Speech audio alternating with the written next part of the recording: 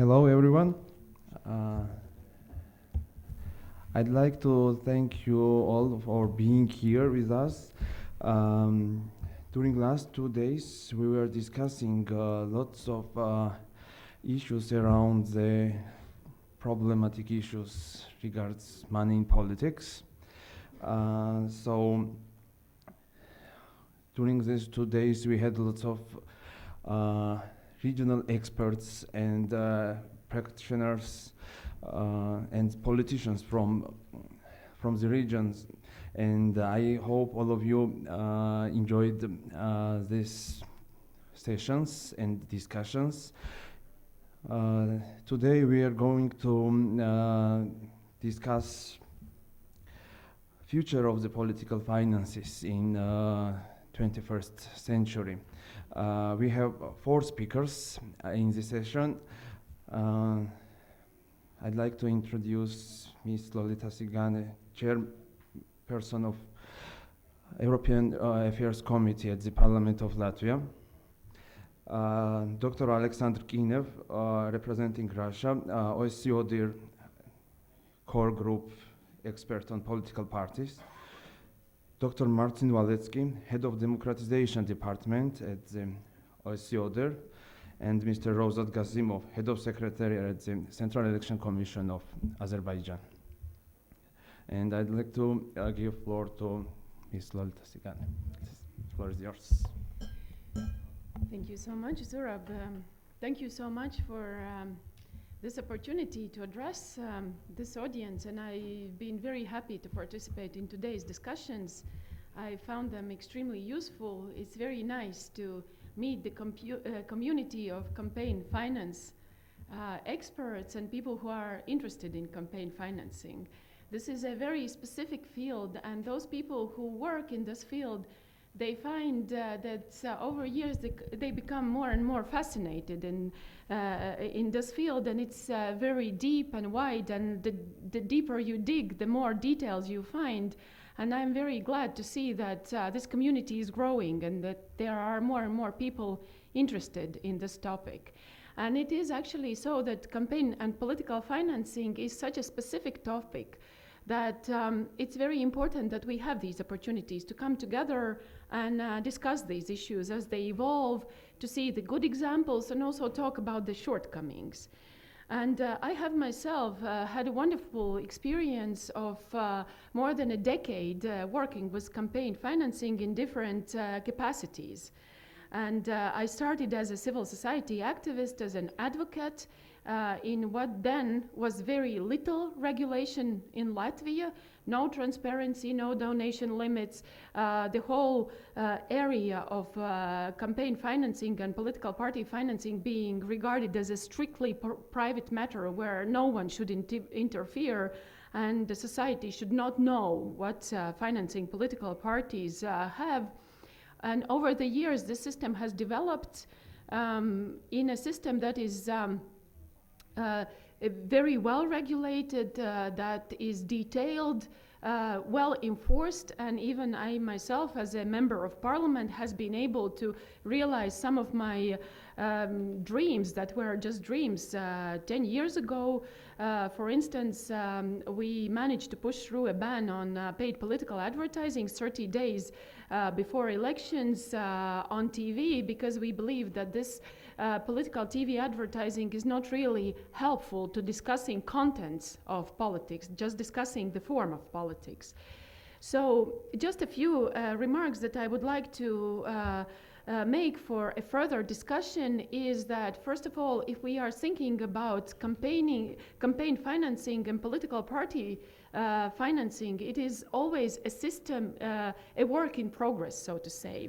And it will take time until it develops, because it has to go through electoral circles to really understand how it works, be it for political parties and be it for law enforcement institutions, because this is a field where it's very important to share experience, but you actually never know how it would work in the particular political and cultural context until you try it.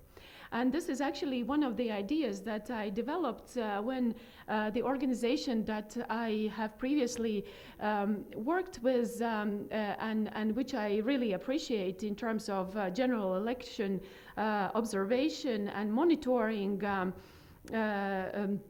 system. This is OSCE ODIHR. Some years ago, they decided to include the component of campaign and party financing in their election observation reports. And then we concluded that it's very important to understand the underlying narrative of a country, why particular campaign and political finance regime exists. Because there is a great variation. There are countries that have moved, for instance, from an authoritarian legacy. In such countries, the issue of administrative resource usage is very strong. Then there are countries which have moved from the roots of very liberal or neoliberal thinking about campaign financing. There, usually, campaign finance is regarded as a strictly private matter. Then there are countries where there are very strong civil societies, and civil societies get frustrated with campaign financing, and then they ask, where do we start from? And the natural recommendation is start from transparency. Daylight is the best disinfectant, as it is often said. So it's very important to understand what are the underlying cultural and socio-economic roots of a particular political culture. And now thinking about the campaign financing and political financing as it will be evolving and as we will view it in the decades to come, it's of course very important to think about the fact that the traditional methods and traditional way of thinking about politics in terms of left and right ideological divide is declining everywhere in the world. It's a global trend. And sometimes even specifically, sometimes looking at the processes of US general elections, of the processes of primaries, now we sometimes say that mainstream politics have failed globally, and then we are in the century or world of fringe ideas, fringe parties that are very often being competed over on the internet in small groups of people because of the fragmented audiences, whereas previously long big conventions of political parties, a lot of grassroots work played an important role in building political ideologies. Now it's much more fragmented, much more internet-based, and much more tailor-made to particular audiences and the issues that they are interested in. So the big question is always in these changes, where does the political money stand? And maybe we are sometimes asking, maybe we are in the living in the time where political money will start playing less role, given that political parties' membership is declining and they are not that big organizations as they used to be, so dominant in the political spectrum, giving way to much more individual ideas, individual small groups of people. However, as a practicing politician, I would like to say that political money will always be a phenomenon, and politics needs money to be able to realize the goals and to be able to realize the political platforms. So with this, we should, and I am glad to see that also here we've moved far away from the concept where we regard political money as something bad. It's a good and necessary phenomena, and it's especially good and necessary phenomena if it's well regulated and well balanced.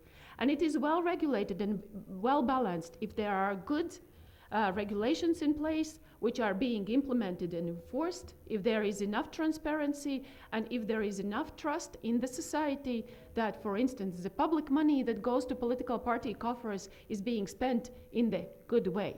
So generally, in conclusion, I would like to say that also in the decades to come, political finance will remain to be an important topic, and the underlying narrative will be based on these few things that I mentioned. So thank you. I will leave there, and I will be happy to respond to the questions and comments that the audience will have.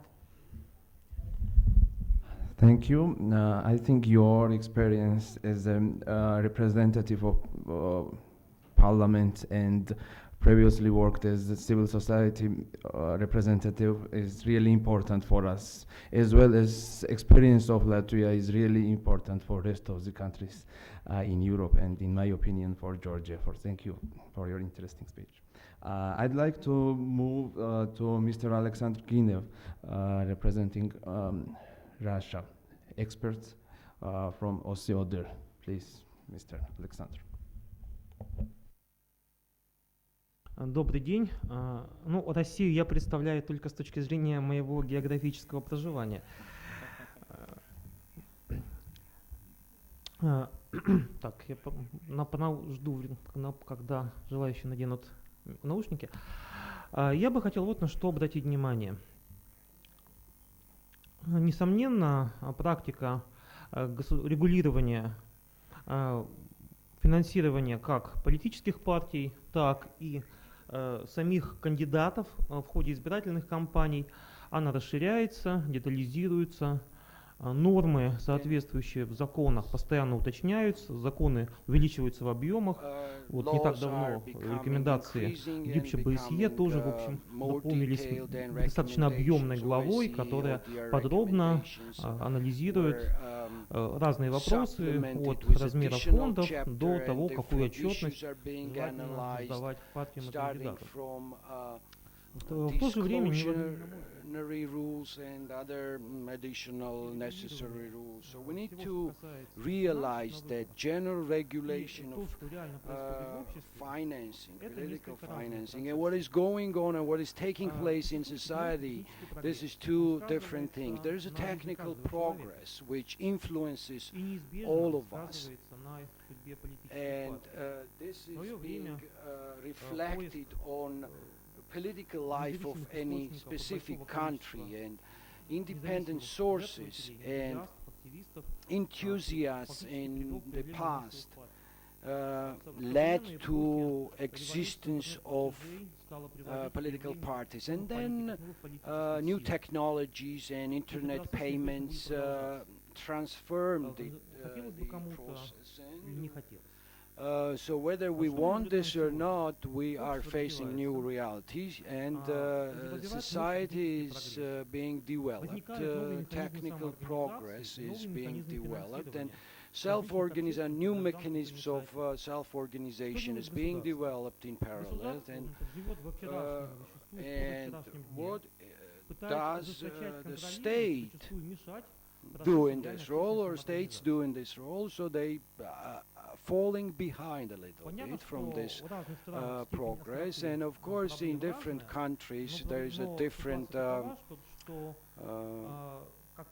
tension or political discourse, and that's why it is important to realize that recommendations that is being developed by international organizations are being utilized differently.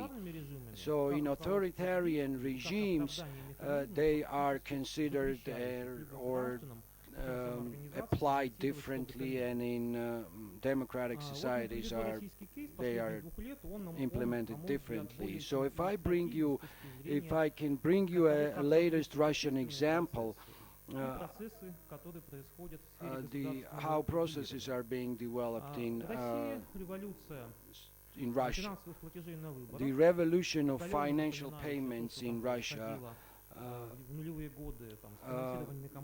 was not close to what is a practice in United States of related to funding of Barack Obama. Young popular leader Alexei Navalny of opposition, who was running for mayor of Moscow. He was mostly oriented on online contributions. He had received 17 contributions, 103 million rubles. The average was 4,000, about $100. And today, after this depreciation depreciation of Russian currency is about $10. So average is at $10.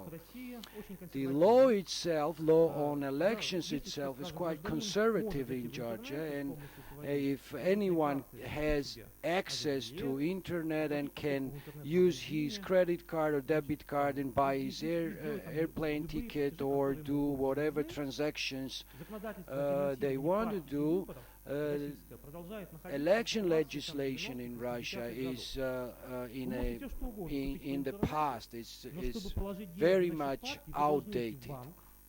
So in order to register a party, you have to go to bank, get into line, fill out lots of forms and lots of other bureaucracy. So in order for you to make a contribution to for political parties. So what Navalny did was that he collected or he utilized his supporters and had them do online contributions. Several activists of his election campaign, they started campaigning, and all these 17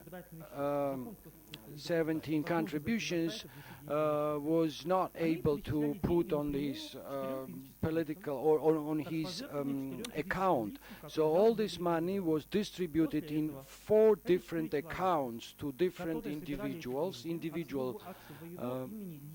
and they were collecting this money, and after that these 4 individuals donated this money to political party of Navalny. And what government did, government instituted criminal cases against these 4 individuals with the charges of fraud. Some of them immigrated, are overseas, part of them are still in Russia. So whoever was identified, they were called and interrogated, and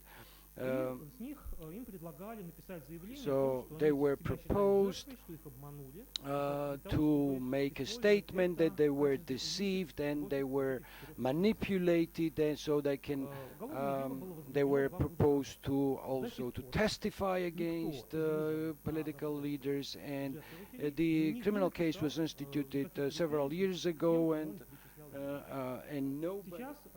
nobody actually claimed anything wrong about this. So nobody actually did anything in order to return this money back to those individuals who donated it, since this was considered as a crime. So if situation in 2013, anonymous payments or anonymous contributions could have been done through electronic email addresses, so nobody was actually checking whether or not certain individuals were really existed or not. The new law and new legislation covers them, and internet shopping generally is very much limited now, and so state actually fighting with financial political financing started to interfere with absolutely private matter of people's shopping. So these trends are still the case in Russia. So yeah, of course people are trying to find another platforms to make these online payments, or even those individuals against whom criminal cases were instituted, they are quite creative in trying to find other ways. There are other mechanisms, there are other ways of transferring money into different currency, and so anyway, state is trying and government is trying to follow this and to persecute these people. So in this case, who does government protect? Nobody. They don't protect citizens, they do protect themselves. So yesterday there was a statement made here or somewhere when saying that money is so bad in politics. И борясь And с независимым fighting финансированием, with the independent государство financing, фактически government in пытается защитить trying само to себя protect от тех же himself граждан. from the Потому что from the citizens, на самом because деле в современном мире indeed in the большинство current технологий, с которыми world вводят, это не technology there технологии is крупных fighting компаний, это не again, технологии it's крупного not бизнеса, the технологии technologies of the самоорганизации big довольно богатых companies. людей. No, И делается все, it чтобы does эти каналы belong to перекрыть, rich не people. дать возможности So they таким try to образом shut людям these себя channels down, финансировать, те and инициативы, this is которые just они считают to нужным. not to allow the people Слишком finance жесткие themselves. ограничения, There are very которые есть stark по размерам limitations платежей, on the по способу их size подачи. of Они защищают фактически пользу государства. financing. Вот, So all я this вернусь about опять к mentioned, this is ситуации exists с to Россией. for the Вот параллельно government с to этим defend процессом, themselves. мешающим гражданам And собирать деньги на что бы то ни было, citizens that что are делает collecting государство, the кроме того, что money, ужесточает процесс? Да, what значит, does оно government на этом не do? останавливается. It's not Одновременно с этим identified. государственное финансирование The партий из state бюджета Российской financing Федерации from the budget of Russian Federation last 3 years если до конца 2011 increased in года 5 times. политические партии, So которые if the прошли political parties государственную that Думу, там enter набрали their 3% Russian партии, которые Duma, набрали более Russian 3%, Federation Duma that collected еще в that 2011 3%. года получали ежегодно Back in в расчете 20 рублей за 2011, один поданный голос.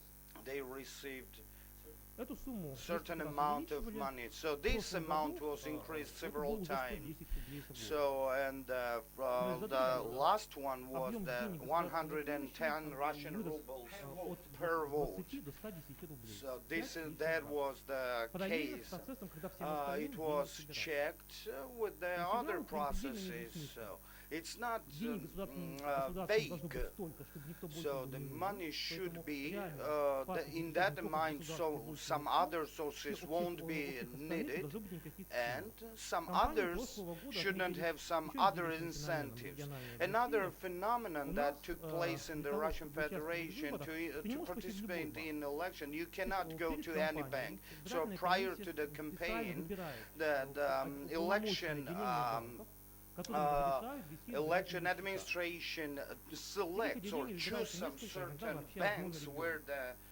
you should put and register И the это money деление for банка определяет financing часы of работы, party. когда оно принимает So they кандидата, allocate the потому что working избирательный hours счет — это because особый the вид избирательного electorate счета в России. money it's some certain specific account in the bank. И в прошлом году возникала And ситуация, last когда year банки, we которые had были the уполномочены в situation нескольких when the регионах, bank выбирали were at такое время работы, что кандидаты they даже не могли selected открыть a счета. working time when Кандидаты the часами приезжали в это отделение electorates банка could not go и не могли and открыть избирательный счет, put the потому что money работало on одно the окно на account. всех кандидатов. So and there was one window Сейчас for 21 век. all electorates, all the candidates, and they merely could not put the money on their account.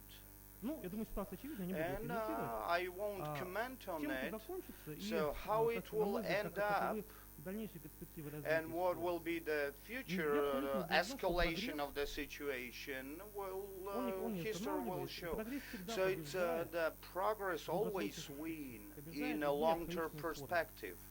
So you cannot ban people or limit the people to drive their cars.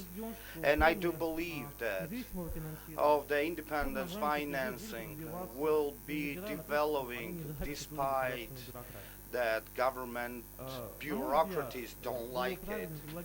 And it will be logical and right to finance the political parties, their candidates, not against the modern technologies, but to follow them up. For example, legally foresee the online payments with the self-identification. So in 21st centuries, we don't need this mocking some system to allocate some certain banks to transfer the money on it. Therefore, I believe if government support the system and then it will be expedient. I believe that, and I think that many norms in legislation, they are just made up. There are some round tables are being created, some special agencies. So all these it represents the last century we developed. So those limitations in many countries that exist on the publication, on some thoughts, no problem. It exists on all countries. So there is nothing to do with it. We cannot do anything with it. So it just exists. So and this is how they command. This existed so, and let it stay so. So this comes from the government. And regard this pertains everything what is the oversizing of the regulation by government. We see that in all countries by the IFAS data, to receive the private funding, it's drastically decreased. And mostly it is a state funding, and this actually shows inadequacy of ruling state. So in my opinion this is wrong, and we need to go towards those schemes which will lead us to maintain the balance, where we should go to schemes where there is a combination of state and private, combination of state and private funds. And in most of the authoritarian states there are no such mechanisms. So that's all I wanted to share with you at this point, and maybe I'm a bit pessimistic or pessimistically perceive this dynamic, but so we need to look at this, how we regulate this, but also what is going on in reality. Thank you. Практика, которая у вас есть, очень интересна и будет I полезна. think the practice that does exist in Russia, it's very interesting, and it's going to be even more interesting as time goes by. So now I would like to pass the floor to Mr. Martin. Thank you very much.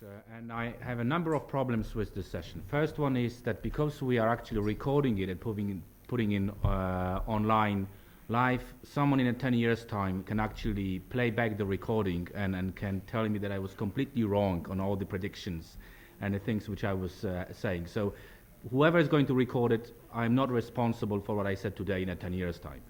Only if it's Second, wrong. exactly. If it's right, then of course I'll take all the credit. Second important point is that I'm not going to go into some important developments which obviously are affecting political finance systems. Anyone who wants to ask how the new technology will affect political finance, we have Steve Martin here. Please ask Steve all those questions. I will focus on a few other important issues, but for sure, when we're looking at the future of political finance, there are some clear issues which will affect our systems in the next decade. Another very important thing, thank you very much, Sasha, for actually mentioning certain issues before my speech. I have no doubts that the future of political finance and political finance systems will depend on which systems we are discussing. If you look at Freedom House Index, Bertelsmann Index, and other indexes showing the quality of democracy, since 2006, we are in a democratic recession. Number of democratic countries is going down. The highest level of democratic countries we had was in 2006. since then, we are in a long democratic recession. So we should remember that the future of political finance will depend very much on the kind of regimes we're discussing. So this applies to both democratic regimes and those regimes which will go back or are already authoritarian regimes. And the future will look very different in a country which is a multi-party functioning democracy, or a country which is in a transition process and moves towards authoritarian regime. So that's another important point I would like to make. I will focus now on the first group. Let's take those countries who made it, those countries who are new democracies, consolidated democracies, and I would like you to close your eyes for a second and let's talk about the dream system. And I'm going to describe my dream system, and those are my personal opinions. So I'm not talking now on behalf of OSCE ODIHR. Okay, so if we were to discuss the dream system, I have a dream. So a part of this dream is looking at regulations. What I would love to see, and it was mentioned during, Louis mentioned it during one of the sessions, I would love to see that before we start regulating, we really do a proper risk assessment of why we are regulating. What are the key issues, why we need to add additional regulations. In my dream, we also do a regulatory impact. What will actually happen as a result of those new regulations which we are introducing? In my dream, we will properly consult Venice Commission and ODIHR to see if those regulations are in line with guidelines on political party regulations, are in line with international standards. In my dream, we look at the EOM reports coming from international organizations who monitored elections. We look at the Greco evaluation report. So you see, still, I totally agree with my colleagues. We don't want to over-regulate, and so far, we had a lot of focus over the last 10 years on regulating, and unfortunately, the future is we are going to see more regulations. We're not going to escape that, but I would like to make sure that those regulations are of a better quality. So, no doubt, we are going to see our field being influenced by new regulations, more sophisticated regulations, more complex laws. I hope we'll see a bit of codification, because in many countries we still have some regulations in one election law, some regulations in another election law, some regulations in a political party law, and they are not always coherent. There are many loopholes here and there. So in my dream, we see actually a bit of codification, that those laws correspond to each other. We see a proper risk assessment, regulatory impact assessment, and close compliance with international standards. So that's first part of my dream. Second part of my dream is when it comes to the oversight and enforcement. And again, I would like to echo, we've heard it many times yesterday and today. So far, there was too many rules, too little enforcement. I think we've seen clearly during those 2 days, there is a strong pressure to pay more attention to how we're actually doing oversight and enforcement. And again, in my dream, and it was mentioned today, I would like to see this body, which Lisa described, growing. Certainly, all the elements, I'm not going to mention the elements which Daniel Smilov was suggesting, but I think, the body needs a bit more elements. But for sure, no doubt that we need to look at this as a holistic, in a holistic way. And something which was mentioned today, the oversight should not only be the responsibility of oversight agencies, of the regulator.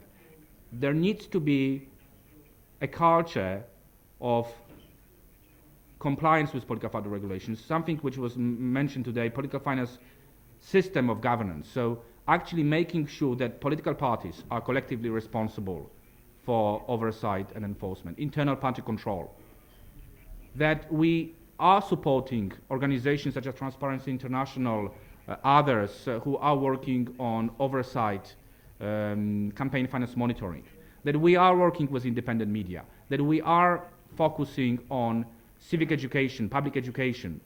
Recently, colleagues organized a major forum in Ukraine, and Opora was part of it, where we are discussing with citizens why political finance is important. So in my dream, the oversight consists of 4 elements: internal party control, external oversight, external control, NGOs and media, and eventually voters. Only those 4 elements together will create a system where you actually have a comprehensive oversight and enforcement. So that was in terms of a second element when it comes to oversight. The third element, what I would like to see in the future happening, is closer cooperation between international election observation or domestic election observation and anti-corruption election observation. Again, my personal opinion, Steve might criticize me for that, but I think we are still, the missing gap is what is happening after E-Day, election day. Because political finance regulators need some time to collect the reports, need some time to evaluate those reports, to audit them. We have a period of 3 to 6, sometimes 9, or even 1 year, 9 months, 1 year, where actually we do not have international observation anymore. Domestic observers are done, but this is the time where financial reports are collected. This is the time when financial reports are analyzed. This is the time when the audit is done. This is the time when complaints are happening. Gray area. There is a loophole in terms of our efforts. What is happening? We're done with election observation, but we're not done with campaign finance observation.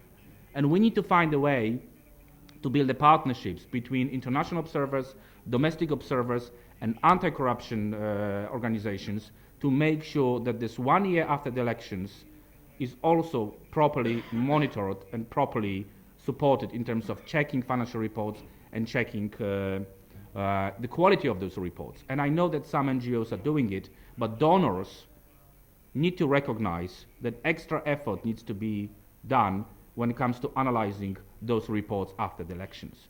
Campaign finance does not finish with election day. And donors need to recognize that. Many of our organizations present here need to recognize it.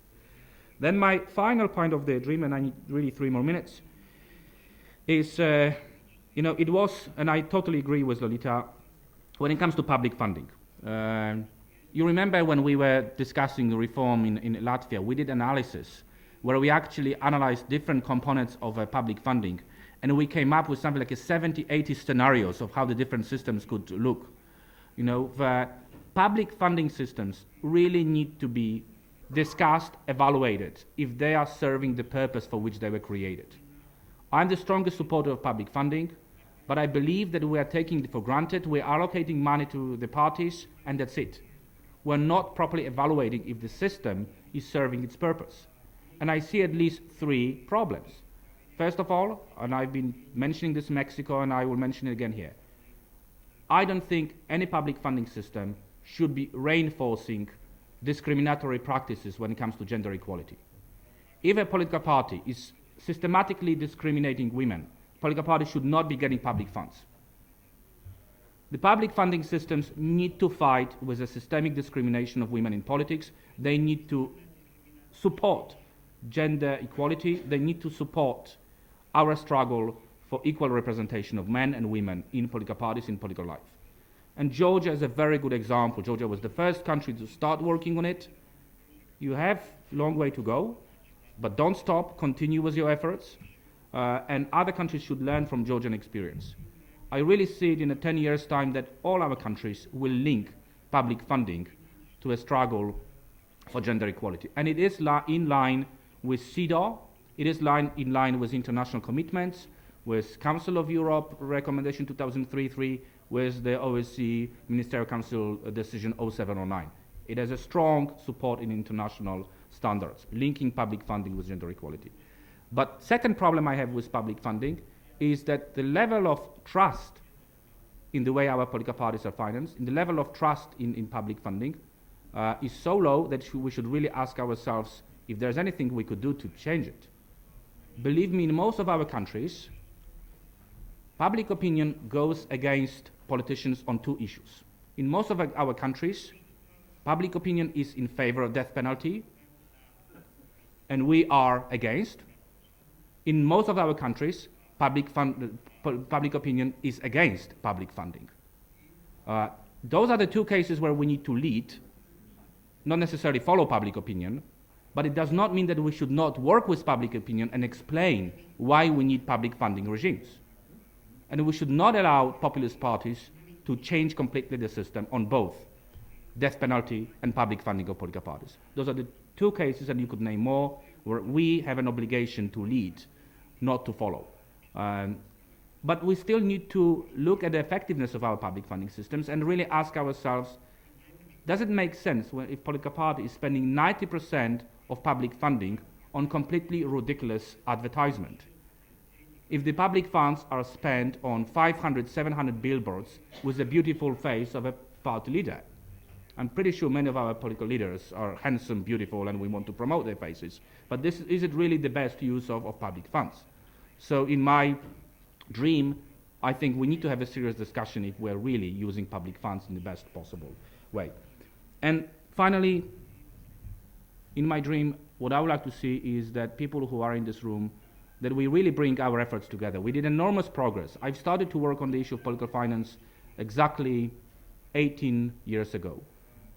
But since then, we have enormous research done by International IDEA as a database. We have a number of publications done by leading international organizations working on this issue. In terms of knowledge, we achieved quite a lot. We have a guidelines on political party regulations. We have a number of legal opinions. We have a number of good studies. But what is really needs to be done, and I think we are coming closer together, we need to be learning from those sessions which we had today, analyzing what are the issues which need collective approach. Unfortunately, there are still issues which deal with oversight, with supervision. When our international organizations, domestic organizations, practitioners, politicians should come together, the research is not over yet. We know a lot, we made enormous progress, but certainly there is a long way to go. And what I would like to see in my dream is that there is a very good exchange of information, there is a closer cooperation, and this cooperation is actually used by politicians. Something which is probably still a challenge, how to make sure we have many members of parliament in this room, including Lolita, but I think we need to build a closer link with politicians, and the rooms like this in the future should be at least 50% of actually decision makers, politicians. That's something where we still failed. We're very good with discussing those issues among ourselves, but in my dream, I would like to see half of the room being populated, but people who are actually regulated. Not only by academics, experts, regulators, but also by those who are regulated. So very briefly, this is my dream, and as I said, in 10 years' time, I'm going to decline everything I said. Thank you, Marcin. It's really interesting point that all of us are dreaming about ideal world, and all of us are dreaming to see regulated politics and money in politics. Unfortunately, it depends on the people who makes the decision, and politicians, I mean, and it depends on political culture. So it needs to develop all together, like it's part of developing democracy. So as you representing democratization department, so it was great point. Thank you. I'd like to move to Mr. Rovzat Gazimov, Head of Secretariat from CEC, Azerbaijan. Thank you very much, Mr. Moderator. First of all, I would like to thank the organizers of the event. That was a good occasion for the participants to come together and to discuss the topic of money in politics. That is dealing with financing of political parties and election campaigning. Those are considered among the pillars of statehood and democracy. So, of course, at the same time, I should confess that it's not very easy to be final speaker in the final panel of the event. So that involved very just famous, well-known experts from different parts of the world with whom we have discussed all these issues during these last 2 days. So in a brief, just there is not too much left to say. So, and my good friend Martin told about the dreams, but I would like to have a philosophical approach that partly just prevents us to achieve those dreams. So just political systems are formed as the result of the historical, cultural, and social background of the countries. One of the key elements of these systems is political parties. Those play an important role in formation of political life of the society, as well as citizens' political will and its expression. In the 20th century, there was one considerable event, the fall of the Berlin Walls, that changed the world order. By that time, there were two poles in the world politics, and public funding was not very important for so-called socialist countries to pay serious attention to, because in all these socialist countries, there was just one party that controlled the whole process, including all kind of financing, as well as just political financing. So it was not very important to pay attention. But after getting independence, former Soviet countries stated a new way towards democracy. It was not very easy at the beginning, because all these countries inherited problems and were just trembled with all these problems after the collapse of the system. They needed to start not even from 0 point, but from minus level to introduce new standards for the society. Of course, in one hand, it was not very difficult because there was no need to reinvent the wheel, as there was experience of other states of mature democracy to be learned and to be put into practice. One of the fields that was lack of experience was the political funding, as well as multi-party democracy. For regulating of political financing, newly independent countries adopted a range of rules and regulations. Political funding is the process that's likely to be reconsidered periodically to be updated. Also, mature democracies are to adopt new regulations or amend existing ones to meet up-to-date standards. Despite the fact that needed requirements have almost become part of their political tradition. Generally, money makes political activities possible, and that is concept of public funding, and these funds must be regulated to serve the purpose of development of democracy, but not impose negative impact in politics. For the last couple of years, the focus of local institutions as well as international organizations was over this topic. Greco of the Council of Europe, OSCE, and some other institutions have worked out various documents in the form of recommendations, instructions, guides, and reports. These documents are bright guidelines for countries to create and update their standards. Of course, one undisputable moment, I think many of us agree, the same set of rules cannot be applied in all countries. One regulation can be well fit in one country, but not very successful in other. While determining about rules, the country's individual socio-political situation and historical background should be taken into account. That is why countries regularly make reforms and amend existing legislation. For example, just in Azerbaijan, establishment, principles of activity, rights and responsibilities, and financing of political parties are regulated by the law of the Republic of Azerbaijan on political parties. Political parties can be funded with the allocations from the state budget, at the same time the funds that they can get pursuant to the legislation. Eligible sources of political party funding, of course the easiest ones are membership fees, income from property, from printing, donations, income from sub-bodies of political parties, funds from state budget, etc. But at the same time, there are certain limitations on the sources of donations to political parties. Parties cannot get money from, for instance, state and local authorities and their subordinate bodies, except the state budget, of course, foreign states and legal entities, foreign citizens and persons without citizenship, immature persons, military units, and religious institutions. By the way, I would like to emphasize the close cooperation with Greco and OSCE for making achievements in the related subject in my country. Range of reforms carried out regarding with the legislation and regulations in the last couple of years. And therefore standards and regulations are there.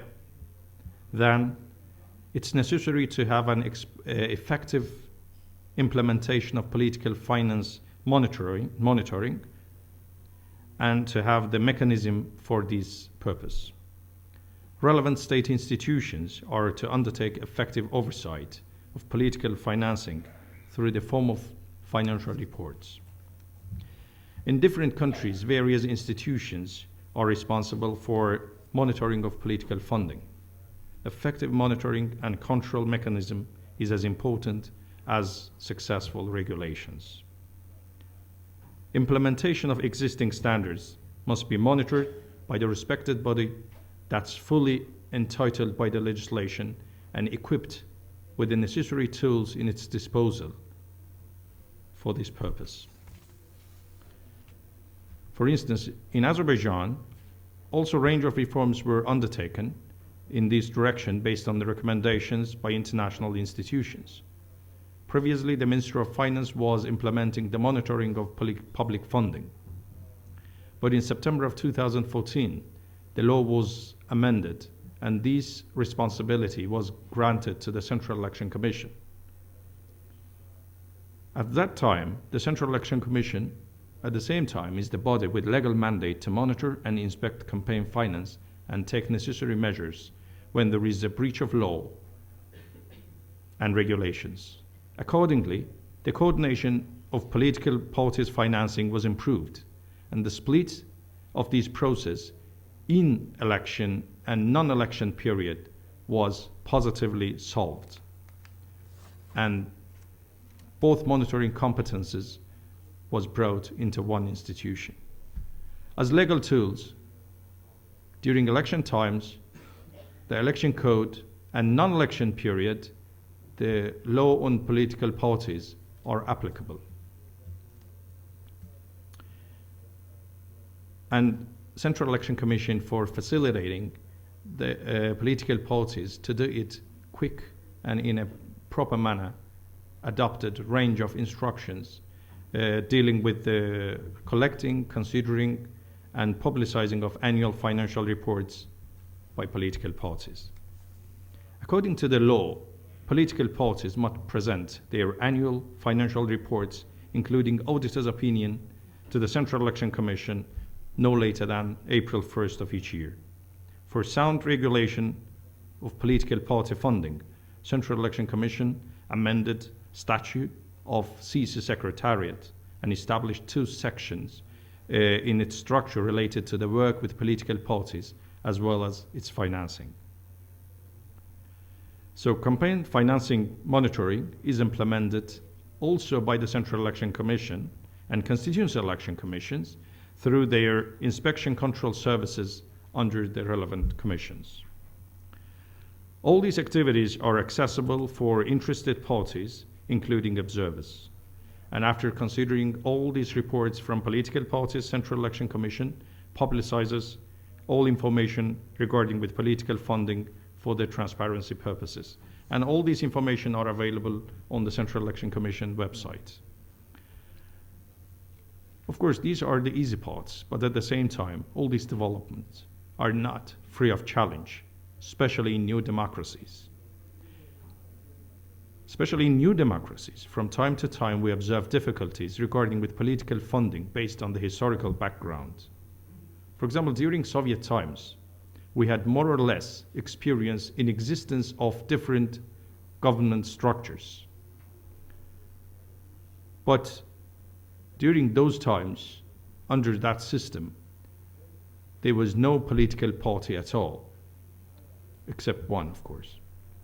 And that's why for government structures it was not very difficult, as if these structures are restructured based on the standards of up-to-date and democratic society, they could restore their functioning.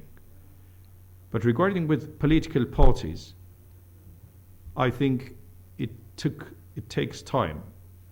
At the same time, we have to change from monoparty system to multi-party democracy.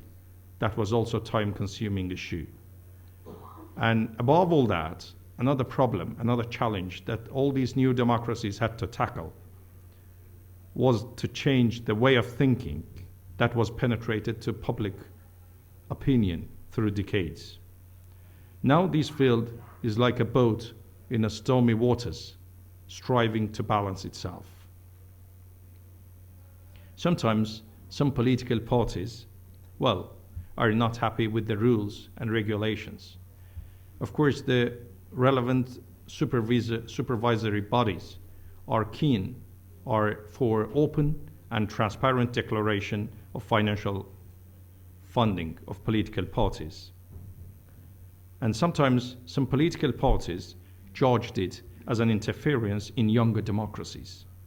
But after a certain period of time and awareness raising, they accepted an importance of this process and introduced the needed information as it works for their confidence building in the society as well. Related awareness raising, this is one of the key issues in the society. Because if it is fostered as a requirement, as a public requirement from the society, if it becomes demand of the society, the political parties will feel more responsible for openness of their source of financing. In mature democracies, it has almost become the part of the political tradition as well. The achievements of the society within the last century make us to be optimistic in the 21st century. For example, close international engagement and cooperation to this end through different international institutions, successful development of ITC, including e-government, that is facilitating easier communication and more transparency, and all the factors are among the elements those are promising to facilitate enhancement of the process. Of course, to achieve largely effective monitoring of political funding is not easy task to be completed. It has been issue for decades now, even in mature democracies.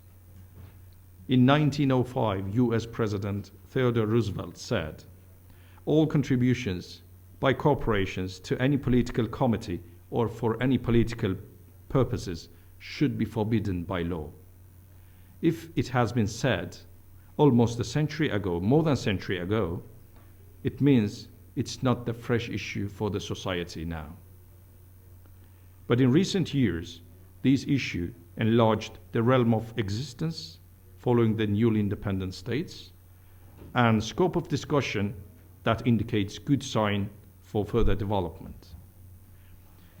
Taking all this into account, we can be optimistic about the solution of existing situation difficulties in this field, and we can believe in open and transparent public funding which will lead to fair role of money in politics. Thank you very much.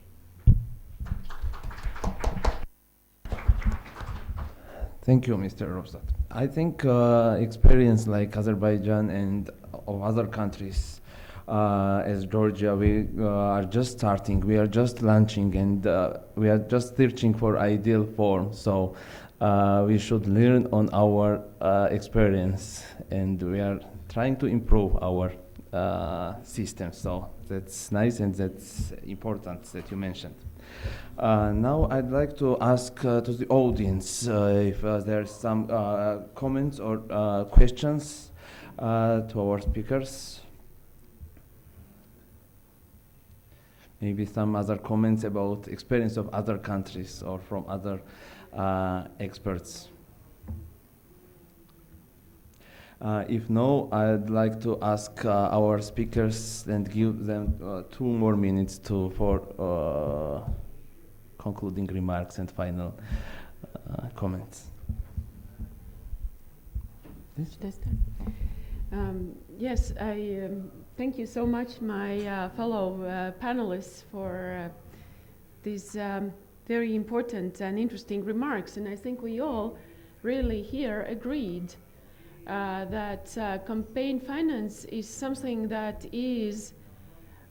has to be tailor-made to the specific needs of a country, to the specific needs of a path to democracy the country has made, and there is no one set of principles that suits all. However, the whole campaign finance system really calls for sharing experience and for adopting the solutions that other countries have had to the current conditions in a concrete country. And I actually made that remark during the panel, which I was a participant in, on public funding.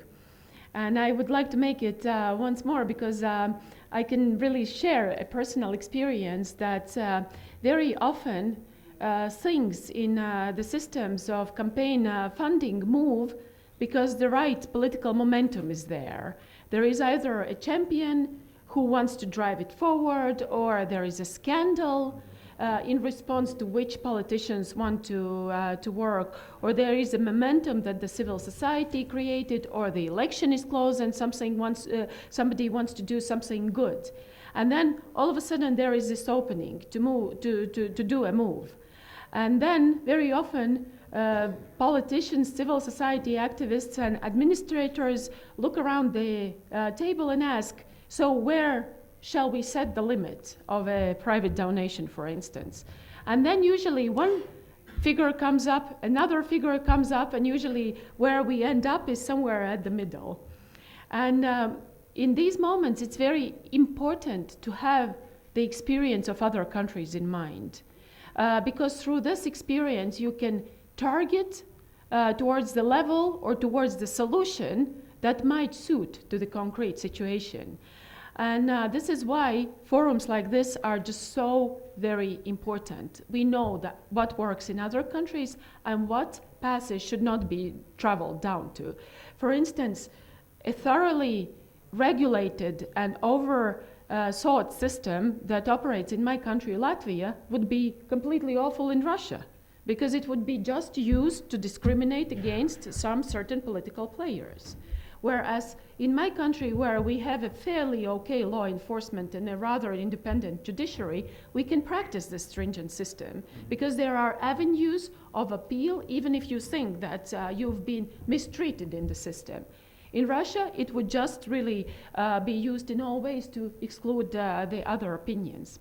So for that reason, I really appreciate this possibility to hear what colleagues had to say to be able to discuss campaign funding from all kinds of different angles, also thinking about this new upcoming eras of different policy making. And I would like to conclude here with the point that Marcin and also Alexander made, is that funding will always be very important for politics, and it's just a matter of how we view it in a healthy and balanced way.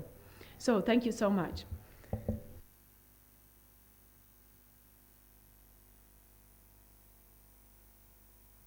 Так, я уже по большому счету все сказал. Могу сделать небольшую маленькую ремарку к уже сказанному.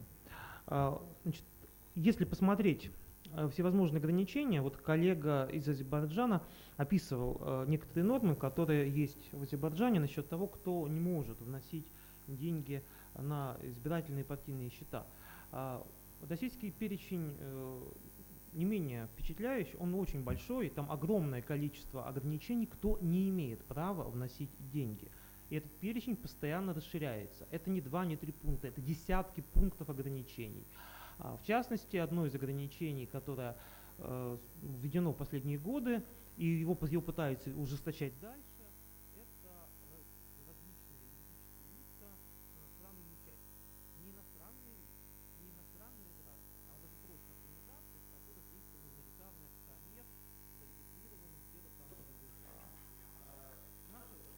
I'm sorry. правозащитники, So которые our занимаются мониторингом выборов, в минувшем defense году решили activists or human rights на activists основании decided всех last ограничений year проанализировать to как analyze кандидатов от нашей партии номинируют.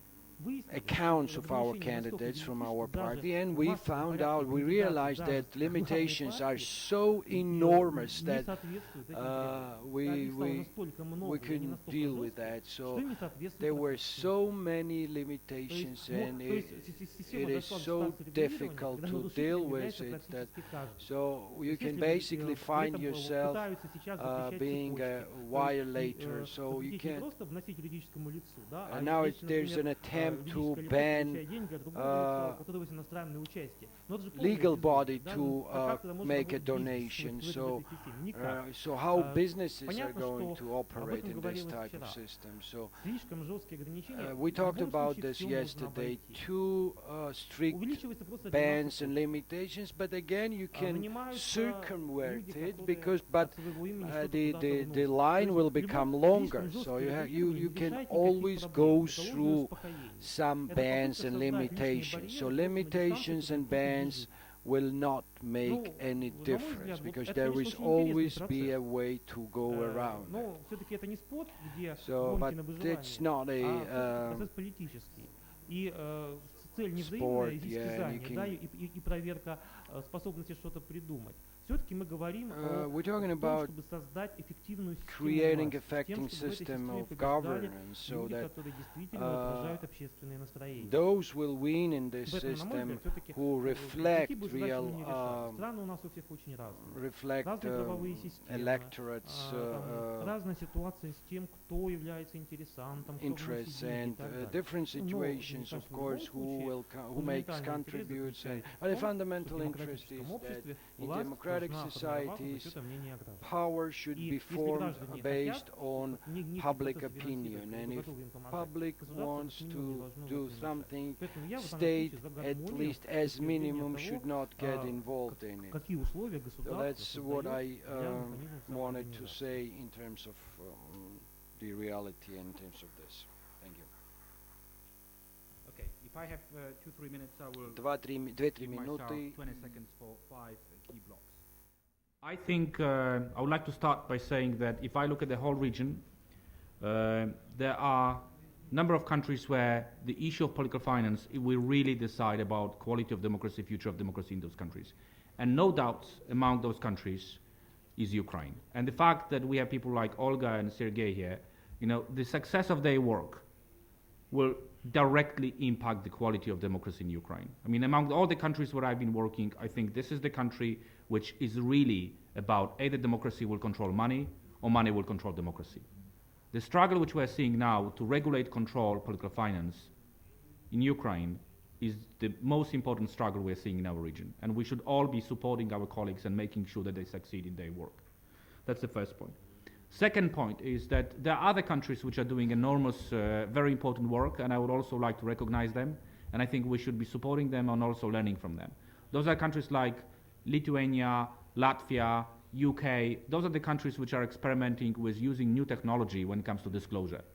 Putting databases, interactive databases, making sure that NGOs, media, academics can access in real time important information. And the future is about accessing political finance information now. Access delayed is access denied. Not 1 year after the elections, not 2 years after the elections, but within 15 days, within 48 hours, like it is done by Federal Election Commission in US. That's the future. And I'm really glad to see that we also have this experiment being done in Europe. And my understanding is that Lithuania will now experiment with a third version of the database. Georgia actually had a database 10 years ago, and I would encourage you to go back to actually using those interactive mechanisms.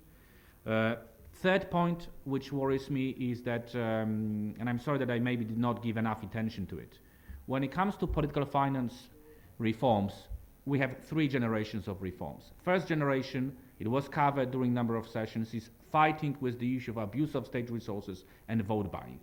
This is a fundamental issue. If we cannot address the issues which relate to integrity of elections, then there is no point of discussing public funding, spending limits, contribution limits.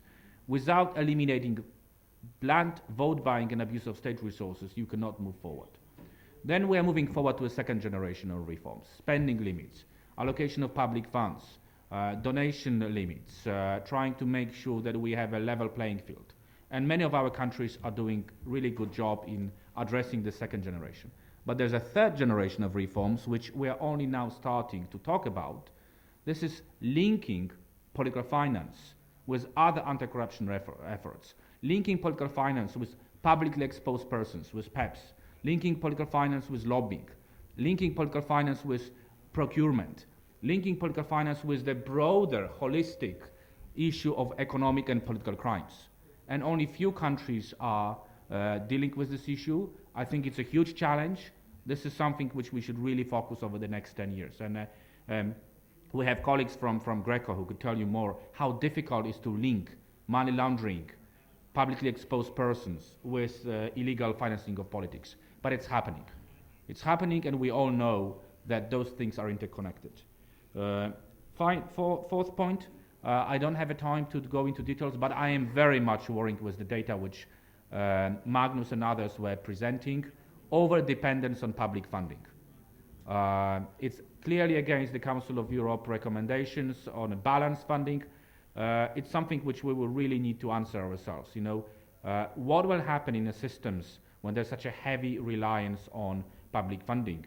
If we have cases that 95%, 90%, and of course we're talking about those money which are declared, comes from public funds. How will this impact party systems in the future? This really needs to be discussed, and how we go back to a systems which are more balanced. And the final point I would like to say, and I'll repeat it again, we really started, and over the last 10 years we achieved a lot. But how we will continue building on what Greco achieved with the third round of evaluation, how we will actually make sure that those reports are used in our work and that we build on those reports. We need to find more permanent mechanism for monitoring political finance. Greco is done. Correct me if I'm wrong, Christoph, but you are not going back to it. And we need to find new mechanisms to build on those reports, more like a UPR system within UN, more like a CEDAW reporting, regular reporting. We need to find the mechanisms that we are building on those Greco reports, and every 2-3 years we are reviewing what is actually happening in those countries. Only then our reforms will be sustainable. Thank you very much.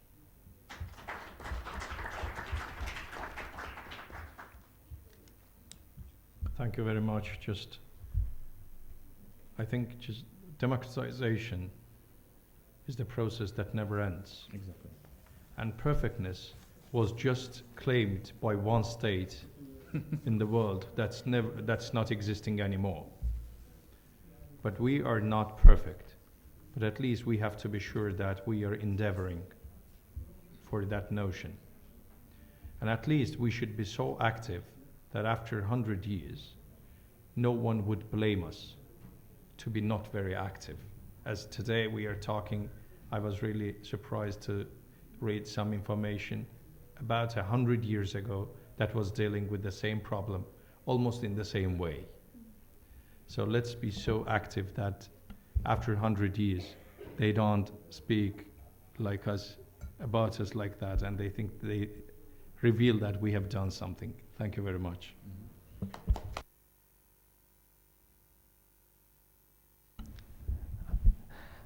I'd like to thank you all for the great remarks, and I'd like to thank all the co-organizing team members and partner organizations who made this conference happen. And I think that it's not possible to solve these problems in one day or in one conference, but this kind of opportunities gives us chance to speak about it, to discuss, and to push the process. And we really look forward that 21st century will be better than it was in 20th century. Thank you all. Now I'd like to give floor to Mr. Lachatordiak, Auditor General of State Audit Office, and Mr. Francois Frederick, Head of Division of Electoral Assistance from Council of Europe. Please. Sorry, I will talk in the Georgian, if you have.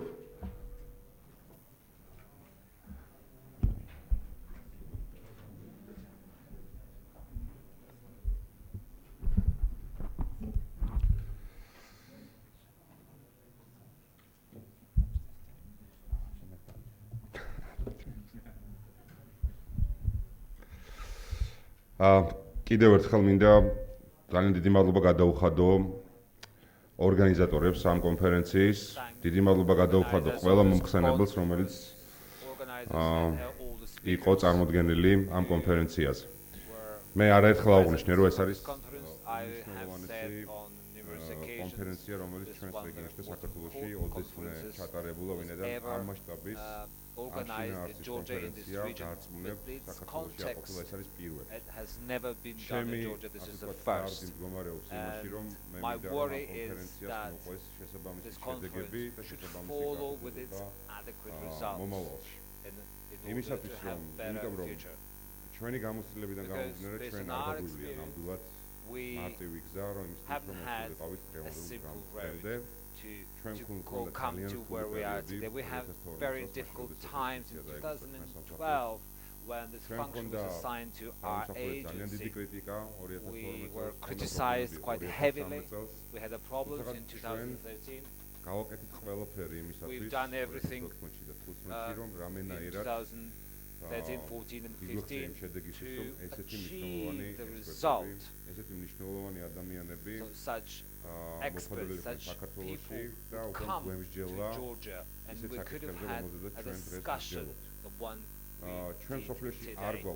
In a world,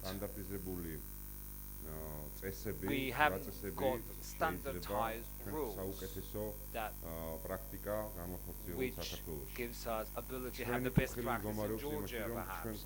But we want, at this beginning stage, be involved to how all these best practices will be standardized, whether it is Lithuania, Ukraine, Poland, or other.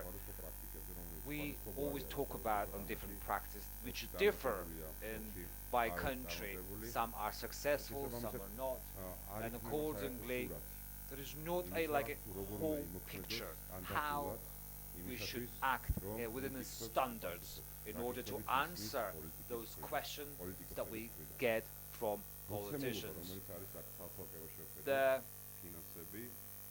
context that what we have is finances and politics. Both are very problematic. So very, very sensitive subjects too. So they both combined together is one big issue and challenge that exists in the world, and of course in Georgia. I might not be able to agree with Mr. Alexander. The harmony, money, politics, and democratic processes at the moment in Georgia is not really possible. That's from my point of view. And as the technology is developing in the 21st century, and the issues that kind of supports politicians to create better public opinion, asks for more financing. This is my personal opinion. I would like to underline this. This will increase in the future. So, role of finance will be increased in the politics. It might be an unhealthy process. We might not be able to stop this kind of unnaturally. We can't stop one or two kind of rich man's influence on the politics. So, in our opinion, when somebody with his own resources want to support political parties, they should be able to give a donation to that party and show the support. But when we see in Georgia there's more donations than in developed countries in Europe, whether it's Netherlands or France or other, we see that this is not a healthy process. So accordingly, this problem exists, and we do need a mechanism in order to explain politicians and the civil society what are we doing, why are we doing this, and are we correct in those actions that we take. So until this balance, this harmony exists, we are kind of obstacle for politicians not to cross that border. As a result, when we get one or two individuals will manage to rule the politics, and we have a situation when the society will not be a part of creation of this political environment. So please don't take this as I'm just making certain indications, but simply in the 21st century, role of finances are increased in politics. It would have been better, of course, if these finances would have been more transparent, and there would have been like donations from the individuals.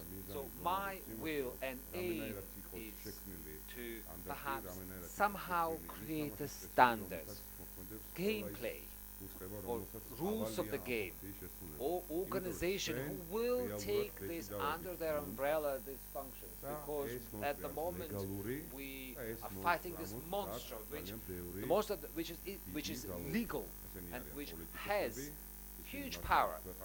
They are politicians, they are rule the country. And on the other hand, there is a one-state structure, might be independent, but still one structure who is a kind of line which kind of keeps these democratic and authoritarian regimes apart.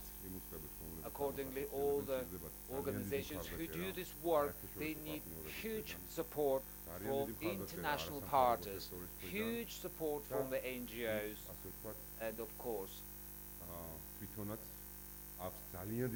it has huge responsibility to be more transparent, more just, and it would give it guarantee to say that they act within the law, according to the law, so there will not be any further questions, because even one mistake can be very costly. So we should all do our best. The organizations who are involved in this cooperate to maybe create similar rules so we can protect ourselves from the negativity that can be envisaged in these two words. One more thing I would like to say, the road that we have passed was very difficult, and this year we have very important elections, and what we have achieved, we need to be able to sustain those achievements.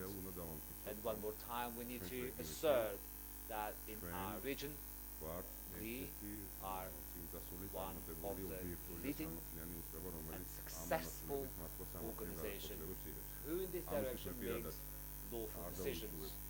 I would not spare any effort to protect what we have gathered and achieved, and moreover go further, take a further steps, and offer you and the society more initiatives in order to improve our activity and to gain, of course, more of a trust of yourselves and the society.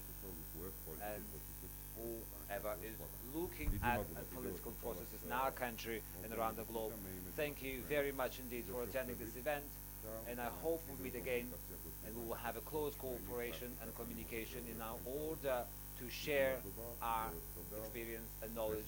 Thank you very much indeed again, and at 7 o'clock tonight we'll have one more meeting in an informal environment where we should be able to share our thoughts and experience, and I remain hopeful in the near future we should be able to meet again and share all our experiences. Thank you very much.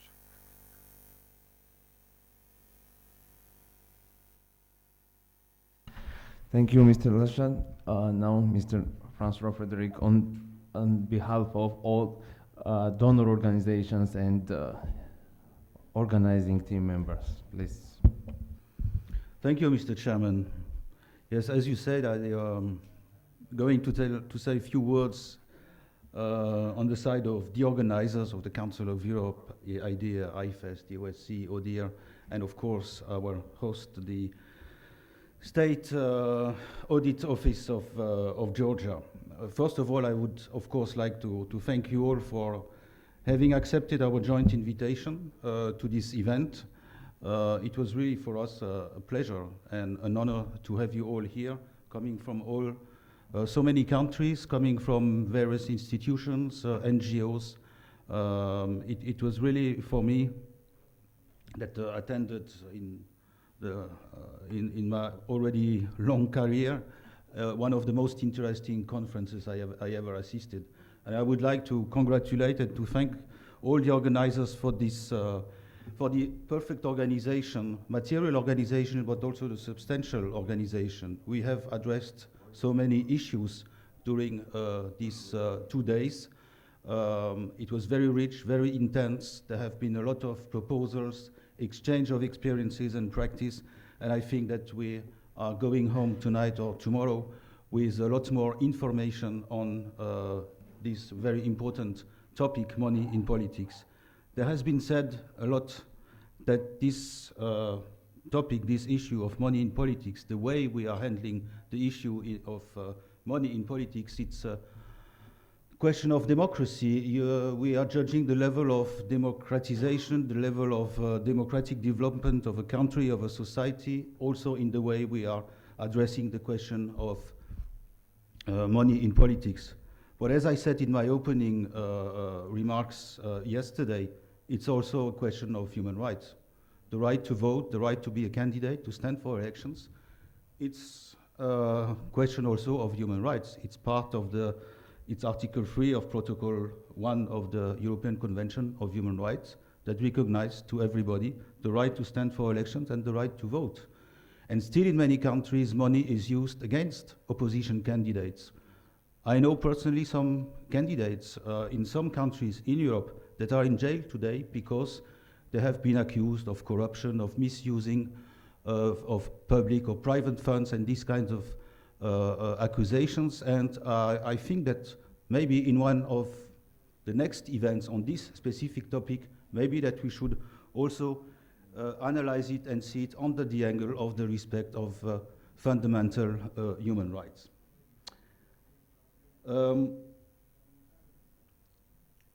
At the end, we just discussed, and several speakers addressed the question of standards. How could we imagine harmonized standards?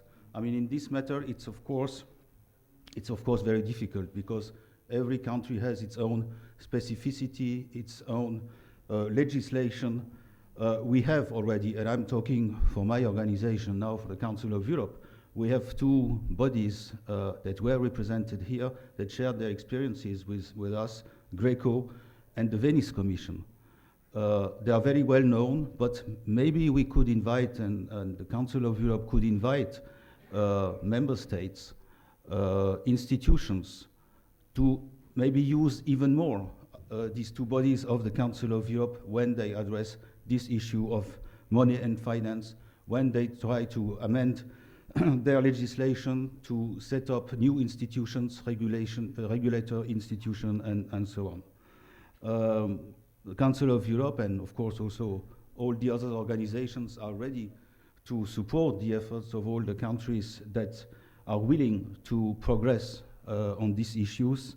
And I hope very much that all the discussions that we had today, that they will be published very soon, that they will be translated in our languages, in Russian, in English, in Georgian, but also in other languages.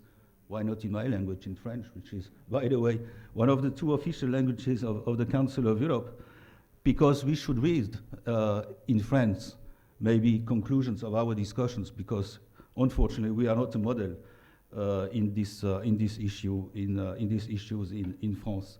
And I think we should build up on our discussions and see how we could follow up, because all what we said here, all what we discussed, and I don't want to go back into the substance, but I just would like to express a wish, and this is the wish that maybe in a year from now we can meet again for a new conference, and at this conference we could maybe already evaluate some progress that have been made, achieved, or on the contrary, see and discuss why some progress or why some developments could not take place.